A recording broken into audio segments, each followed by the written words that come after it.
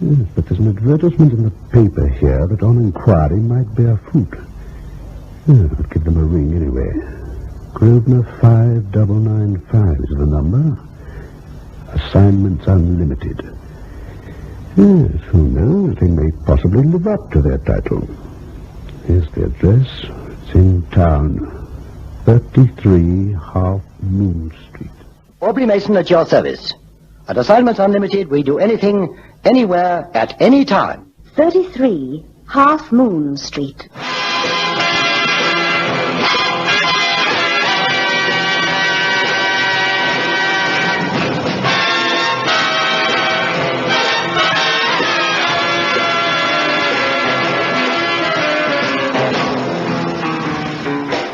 Since Maud, my wife, passed on some 10 years ago, I rather allowed the family discipline to slip. I suppose I should have married again, but, the flesh pots of Europe claimed me in my initial sorrow, and somehow they've never lost their grip. However, it's not on my behalf that I come to see you. It's my daughter, Valerie. May I ask how old she is, Sir Roger? Valerie? 19. And it isn't parental pride talking when I tell you that she's quite beautiful. Intelligent, too. But she's had no proper family life. Boarding school from the age of 10, finishing school in Switzerland, and now kicking her heels with the Chelsea set. Has she tried getting a job? No, it's not easy for a girl like Valerie. She's never had to work and hasn't trained for anything in particular. Marriage is the answer, of course, provided there's money. At the moment, her interest centers on the modern beat mania and the long-haired layabouts of Soho. Can't say that I'm surprised. My fault, really. But I feel that if I let her have her head, she might get it out of her system and eventually settle down to a pattern of normal behavior and find the right kind of husband. Yes, but where do we come in, Sir Roger? Well, I wanted to try an experiment, Mason. Let her have her head, yes, but with a chaperone. And not a boy from her own class. She's a bit wild, and in London society, gossip ferments in the grapevine via the cocktail party. You know, give a dog a bad name. Or rather, in modern-day parlance, I suppose I should say, give a cat a bad name. Most apposite, Sir Roger. Yes. Well, what do you suggest, Mason? That I supply the young lady with an escort and we wait and see what happens. Valerie might not take to the idea with pleasure. The man will need his wits about him. I regret to say that I know all too much about London nightlife, and many of those who frequent the dens of iniquity that pass themselves off as big clubs are very tough customers. Well, not to their clientele, surely. I wouldn't put it past Valerie to drop a quiet hint that our chaperone was not welcome. Do I make myself clear? Yes. Well, I think I have just the man for you, Sir Roger.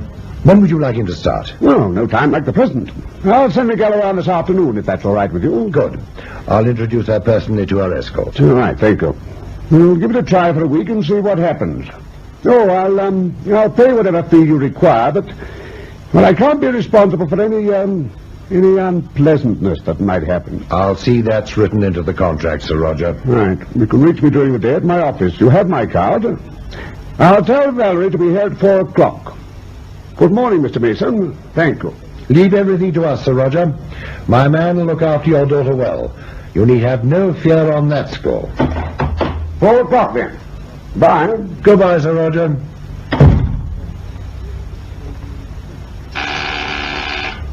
Yes, sir? Miss Fairweather, get hold of Cannon. I got a job for him. An interesting job, Mr. Mason. For Cannon, decidedly interesting. Tell him to be here at 4 o'clock. Yes, sir. Better tell him to take his evening suit out of mothballs, too. He's going to a party. Lucky him. I wonder. You'd better advise Cannon to pick up a large bottle of aspirin. This party's going on for a week. From what I gather, there are no holds barred. I remember Valerie Lansbury because, for the first time in my life, she made me regret the passing of my youth. She produced in me a decided remarshalling of my red corpuscles. If Sir Roger resembled a canvas of Dorian Gray, his daughter was a portrait by Wagner inspired. Her long legs were encased in scarlet tights and delicately balanced on tiny feet gold-shod in sandals. Perfect features were poised on top of her remaining anatomy, all of which was of copybook proportions. She tossed back her thick raven hair and flashed me a friendly smile. I recovered my breath and motioned her to a seat. Then Cannon opened the door. 4 o'clock, Chief. Oh, yes, well, come in, Cannon. You okay, Chief? Yes, well, of course I'm all right. You got a sort of, moony look. You sure you're okay? Will you stop passing remarks about my appearance? I want you to meet someone, well, a young lady, Miss Valerie Lansbury. Hi. Hello. Is that all you can say, hi? Well, what am I supposed to say? Is this gentleman my escort, Mr. Mason? Yes, the best we could do at short notice, I'm afraid. Hey, now, just a I minute. hope you approve, Miss Lansbury. Oh, I do approve. I approve very much. Well, that's great. This is 1 week's assignment I shall attack with zeal and ability. Only 1 week? We must apply for an extension. If we could finalize the arrangements. Say, you got a pad in town? Sorry, Daddy-O keeps me on the hook. Oh, that's offbeat. There's limbo time on the boardwalk. Oh, I'm in tune. Look, do you mind if I get a word in edgeways? I may be a little old-fashioned, but I haven't the faintest idea what all that jargon's about. The Chief is square. I'm sure Miss Lansbury doesn't question my integrity. Very square. Are you making me an object of ridicule, Cannon? Oh, Chief, how can you say a thing like that? Very well, then let's get down to business. Yeah, the sooner the better. Sir Roger Lansbury, Valerie's father, has engaged you as an escort for her for a period of 1 week. You'll go with her to any place she names, accompany her anywhere as the wind takes her. You'll never leave her side. It'll be a pleasure, Chief. You will conduct yourself with decorum, Cannon, and protect her from any unsavory elements in the places of, well, enjoyment that she may frequent. He means we have a ball together for 1 week. Oh, boy. Oh, and don't keep saying, oh, boy. You're kidding, of course. No, Cannon, he's not kidding. Daddy arranged it all. Brother, you must have a great old man. Sir Roger Lansbury has been most explicit. Valerie must be home at midnight every night and never late. Now, is that understood? Cannon, is that understood? Oh, yeah. Understood. Well, then I think that's all. You know, I love you. Already? No, not you, doll, the Chief.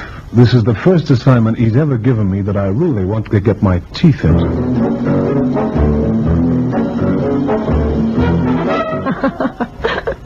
How was the drive, Cannon? Oh, there's some car you got there. What's the time? Close on 11.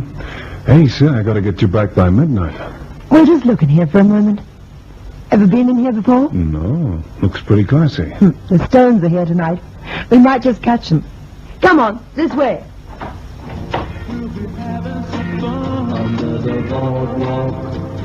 Not a very good table, but it's always packed when they're here. Oh, that's great. Enjoying yourself? Can a duck swim? Order some more champagne. Tell me something.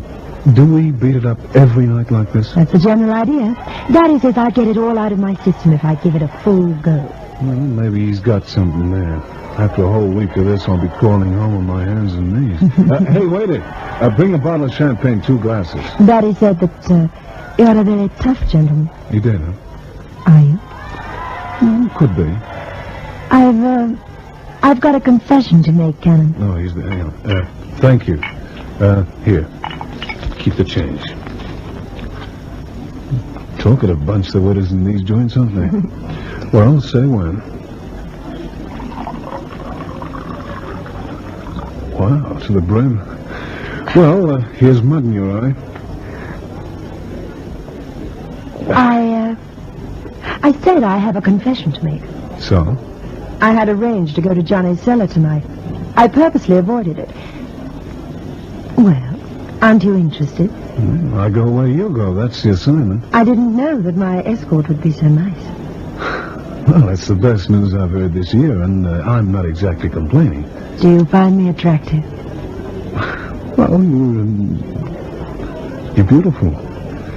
I keep pinching myself to make sure I'm not dreaming. Oh, Cannon. Hey, look at the time. We better get moving. Deadline is midnight, remember? Oh, just a few more minutes. The car will get us there in time. Look, if we're late, my dream will come to an abrupt end, and I wouldn't like that. You haven't heard my confession. About Johnny's cellar? I wasn't happy with Daddy's arrangement. I didn't want an escort. I arranged for one of Johnny's strong-arm men to... Work me over? I'm sorry. Oh, Johnny's muscle man might have been sorry, too. I don't work over easy. I'm glad. Am I forgiven? Sure, he just paid me a compliment. I like it. Are you really afraid of nothing. Not unless it's getting you home late. I don't want to spoil it either. I'm ready, darling. And I'm willing and able.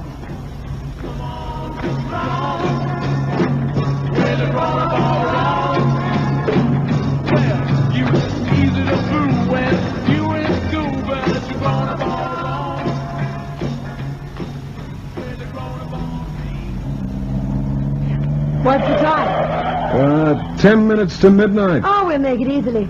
Patton closes up at exactly midnight. Only another 3 miles. Well, at this rate, that means 3 minutes. Or less.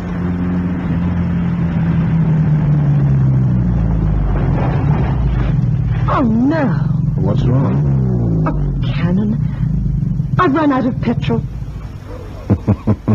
That's the oldest trick in the world, but it's usually worked by the guy. Okay, I'm at your mercy. I will offer no resistance. Cannon, I really have run out of petrol. You sure? Quite sure. What a lousy break. Say, how far are we from the house? About 3 miles. 2 if we cut across country. 5 minutes to midnight. We can't make it. Well, how about your old man, Sir Roger? You can explain to him, can't you? Oh, no. No, I can't. But you can bring him over here in the morning and see for himself it was an accident. Oh. Anyway, you'll only be half an hour or so late. Look, how about if I Oh, look, you don't understand. Oh, Patton, he's the butler. He locks the house at exactly midnight. Daddy doesn't allow me a key. If I'm late, I have to knock up Patton, and he never fails to report to Daddy. So, in the morning, you report to your old man what happened. Daddy's not at home. Well, looks like we're in a fix. You don't know, Daddy. He likes the high life, but he's got a will of iron. He was quite definite that I had to be home by midnight, and he won't take any excuses. Oh, darn it, just when everything was going so well. Hey, come on, don't let it get you. We can work something out. Look, couldn't you sneak in without this Patton guy knowing? I wish I could. But then he'd know you didn't come home on time. No, he wouldn't. If I could sneak in without him knowing and get up to my room, I could say in the morning that I got home early and went to my room with a headache. Oh, it's hopeless. Patton locks and bolts the whole house. Well, let's get walking. Before we give up hope, I'd like to look at that house of yours. Cameron, you think you might break in without anyone knowing? Well, I've had experience. In the line of duty, of course. But what will you do after you've let me in? Walk over to Potter's Bar and catch the milk train into town. Do you really think you can do it? Honey, you're looking at the only honest housebreaker in England.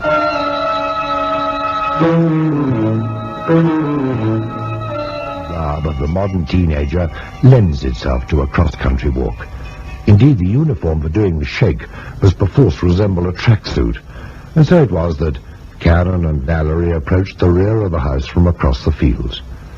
The house was a large, rambling affair, silent as a tomb and wrapped in Stygian darkness. Silent as a shadow, with Valerie quiet as a cat beside him, Cannon went to work on a small side window leading into the kitchen. In 2 minutes, it swung open, and Valerie was lifted inside. A gentle kiss in gratitude and farewell, and Cannon was once more crossing the fields to the road.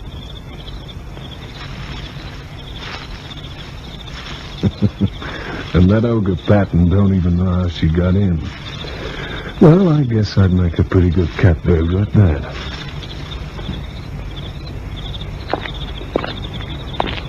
Oh, there's the car.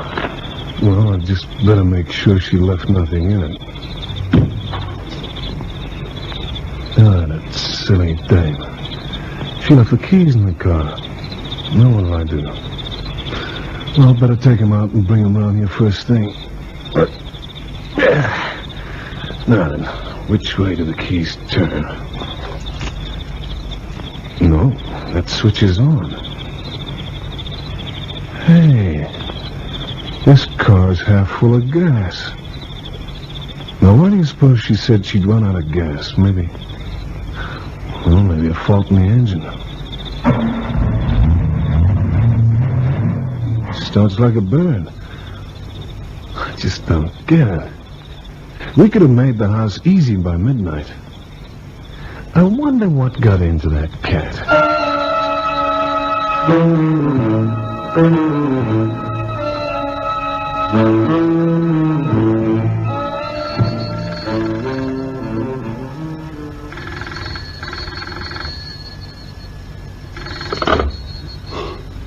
Yes? Who is it? Cannon. Oh, sorry, I'm in a call box. I had to put the shilling in. Valerie. What's the time? 6 o'clock. 6 o'clock?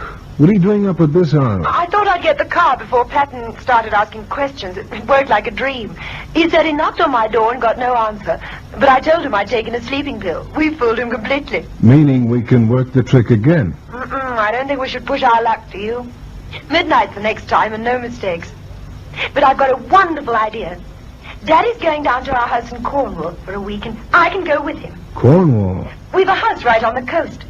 You can come as chaperone. Sounds great. Oh, there's one thing. I hope you won't take offense. Daddy's a bit of a snob, and he won't have you as a house guest. He looks upon you as an employee. Which I am. So you'll have to stay in the hotel at the village. Oh, Cannon, please say you'll come. Sure, I'll come. Stay where you are. I'll drive over to your flat and give you all the details. Say, how did you get the car back to the house? Oh, I walked over to the village and got a bottle of petrol. Just enough to start her and get me to the filling station. And then I filled up and telephoned you. Was empty, huh? Dry as a bone. I'll be more careful in future. Hello. Are you still there? Yeah. Is something wrong, Cannon? No. Don't you want me to come over to your flat? Sure, I want you to come over to my flat. I want very much for you to come over here. I don't want to let you out of my sight.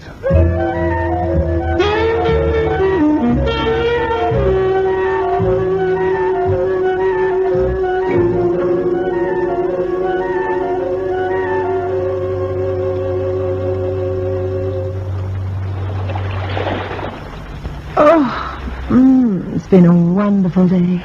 The drive down, the lunch in Red Roof. And now this. I didn't know you could handle a boat, Cannon. There are a lot of things you don't know about me. I know all I want to. I think I'm falling in love with you, Cannon. Yeah, well, that's not the way Daddy planned it, you know. I know. If I married out of my social circle, he'd disown me. He'd settle a fair-sized sum of money on me, but he'd never want to see me again. Then maybe I'd better go back to London tomorrow. No. Oh, no, please. I hardly ever see my father. My mother died when I was 10, you see, and he took it badly. I've always been alone, and I know Daddy doesn't really care for me at all. Not the way a father usually cares for his daughter. So that's pretty tough. Cannon, if it did work out that we fell in love with each other... Look... Just pretending. I mean, we could go somewhere together, couldn't we? I mean, I'd have enough money for both of us, and we could start a new life in another country. Australia, perhaps. Look, let's not talk about it now. It's getting late, and this time we have to make sure there'll be a tomorrow. Tomorrow, and tomorrow, and tomorrow. Oh, Cannon.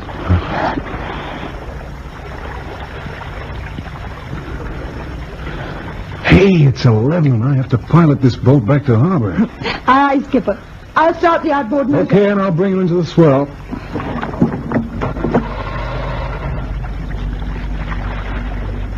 Cannon! Oh, Cannon, I can't get it to start. Hang on, I'll come over there and join you. Okay, let me have a try. What's the matter with it?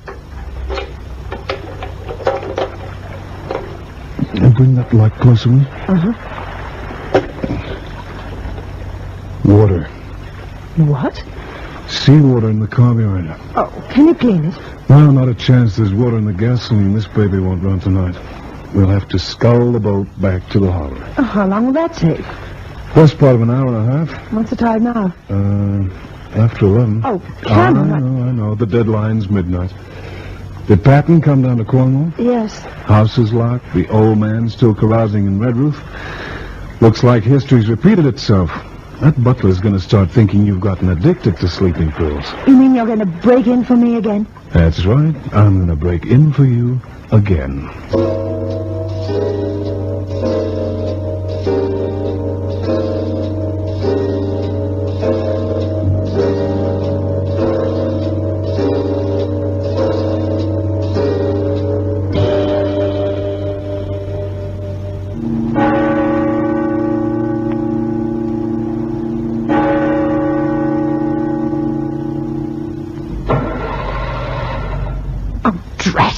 You having trouble, Miss Lansbury? Oh, Don't wear down the battery, baby. I pulled the lead out of the rotor box. Canon. Why did you come here? Maybe I wondered why you kept your car in the village when there's space for 6 in the house on the bay. I mean, then again, what does a guy do at 2 o'clock in the morning in a lonely Cornish village? You knew I was coming here. I guessed it. I broke into that house for you at half after midnight, and I figured that if you left the way you got in, you'd be here an hour after that. I reckon it took a little longer to find what you were looking for. Then you know. I checked on your car last night at Potter's Bar. It was half full of gas. Oh, no. That outboard drove us out into the bay, so there wasn't any water in the tank when we left. We were the only 2 people on board, and I didn't slip a tin of seawater in the gasoline tank. I can explain, You can. Canon.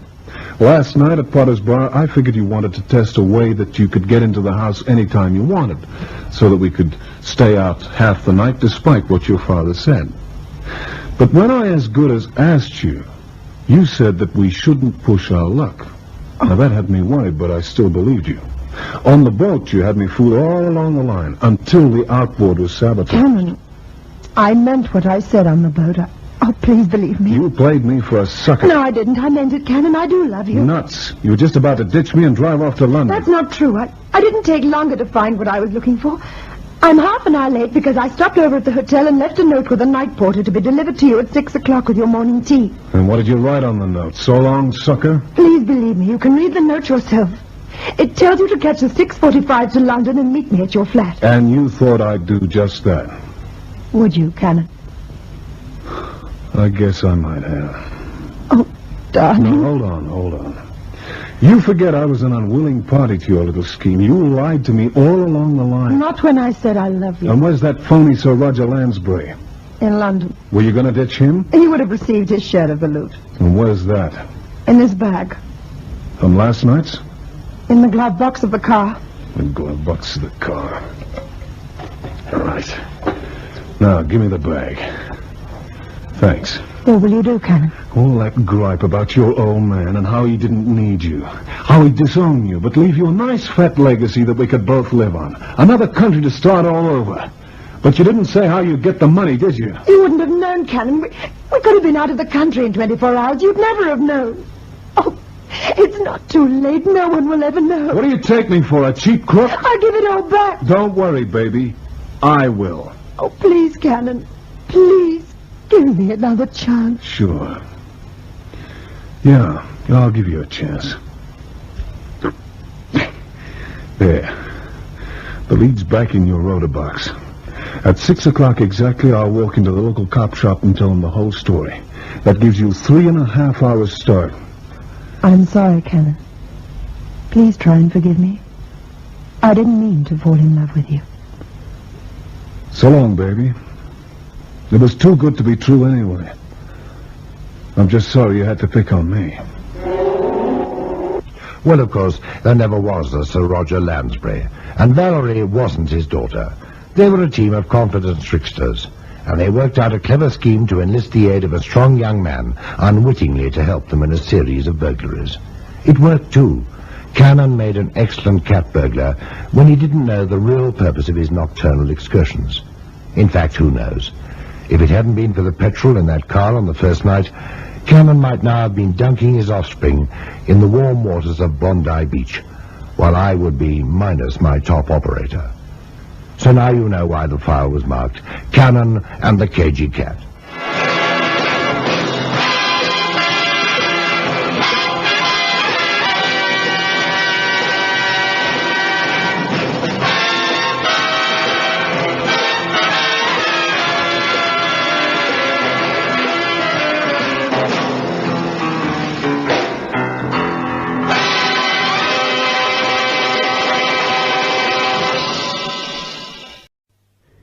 Yes, but there's an advertisement in the paper here that on inquiry might bear fruit. I'll give them a ring anyway.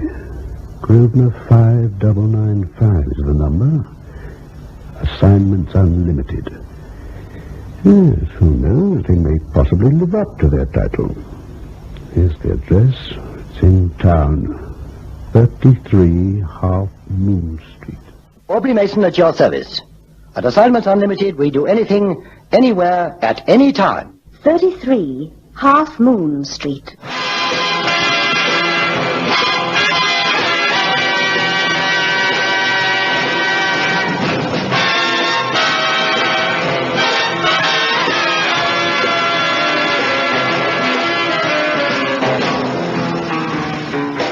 Since Maud, my wife, passed on some 10 years ago, I rather allowed the family discipline to slip.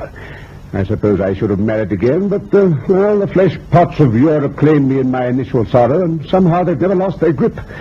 However, it's not on my behalf that I've come to see you. It's my daughter, Valerie.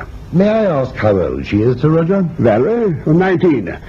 And it isn't parental pride talking when I tell you that she's quite beautiful, intelligent too. But she's had no proper family life. Boarding school from the age of 10, finishing school in Switzerland, and now kicking her heels with the Chelsea set. Has she tried getting a job? No, it's not easy for a girl like Valerie. She's never had to work and hasn't trained for anything in particular. Marriage is the answer, of course, provided there's money. Well, at the moment, her interest centers on the modern beat mania and the long-haired layabouts of Soho. Can't say that I'm surprised. My fault, really. But I feel that if I let her have her head, she might get it out of her system and eventually settle down to a pattern of normal behavior and find the right kind of husband. Yes, but where do we come in, Sir Roger? Well, I wanted to try an experiment, Mason. Let her have her head, yes, but with a chaperone. And not a boy from her own class. She's a bit wild, and in London society, gossip ferments in the grapevine via the cocktail party. You know, give a dog a bad name. Or rather, in modern-day parlance, I suppose I should say, give a cat a bad name. Most apposite, Sir Roger.